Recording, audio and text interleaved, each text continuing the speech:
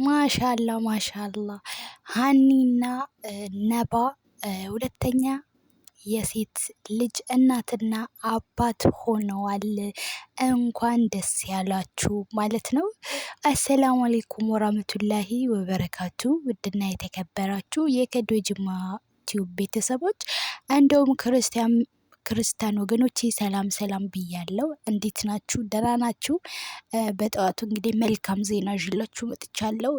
ነባና ሀኒ በቃ የሆነ ስክን ያሉ ታውቃላችሁ፣ ስክን ያሉ እሷም ሊታይ የማትል እሱም ልክ እንደዛው ማለት ነው። እና ቤቢ ሸዋራን ሳናያ ልጇን ላሳየችንም እና ቤቢ ሸዋር ገለመሌ ሳትል ድብቅ አድርጋ ልክ እንደ ድሮ እናቶቻችን እርግዝናቸውን ድብቅ ሽፍን አድርጎ ከዛን ሲወልዱ ወይ እከሌ ወለደች እንዴ ነፍሰ ጡር ነበረች እንዴ የሚባለው፣ አረ እከሌን እኮ ልመርቅ እየሄድኩ ነው እንዴ እርግዝናዋን ሳናያ ድብቅ።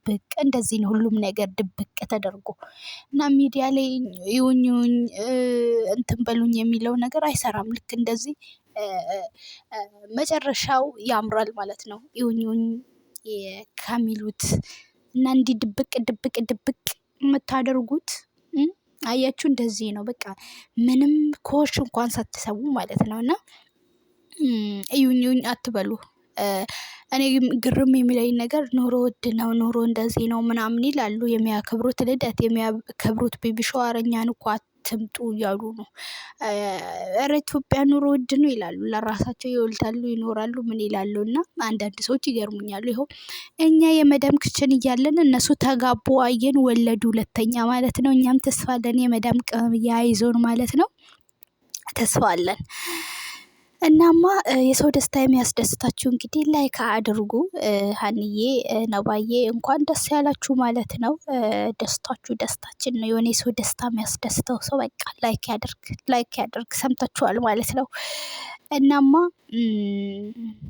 ልጅ የምትፈልጉ ሰዎች በቃ ልጅ አማራችሁ፣ ወይኔ በወልድ እኔ በቃ የሰው ልጅ ምናምን እንደዚህ ሳይ ጊዜ እንደው መች ነው ገብቼ እኔ የምወልደው እላለሁ። እና ልጅ ለምትመኙት አላህ ልጅ ይስጣችሁ። ለሀገር ለወገን ጠቃሚ የሚሆን ልጅ አላህ ይስጣችሁ። ከስደት መልስ እርፍ የምትሉበት ትዳር፣ እርፍ የምትሉበት ልጅ አላህ ይስጣችሁ። ልጅ ላይ ያላችሁም ደግሞ አላህ ሳሊህ አድርጎ ያሳድግላችሁ።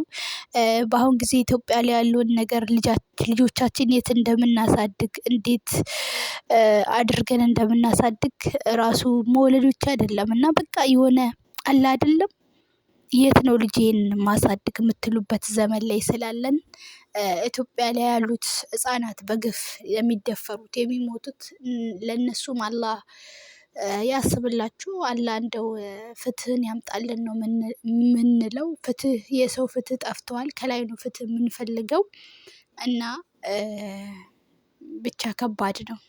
ስለ ኢትዮጵያ በደንብ ድዋ እናድርግ፣ እንጸልይ። ያለንበት ነገር በጣም አስጊና አስፈሪ ስለሆነ በጣም ነው የሚያስጠላው። እስቲ ብቻ ይሁን ነው የሚባለው። ሌላ ምን ይባላል? ላይክ አድርጉ። በተረፈው በሌላ ቪዲዮ እስክንገናኝ ድረስ ባይ ባይ።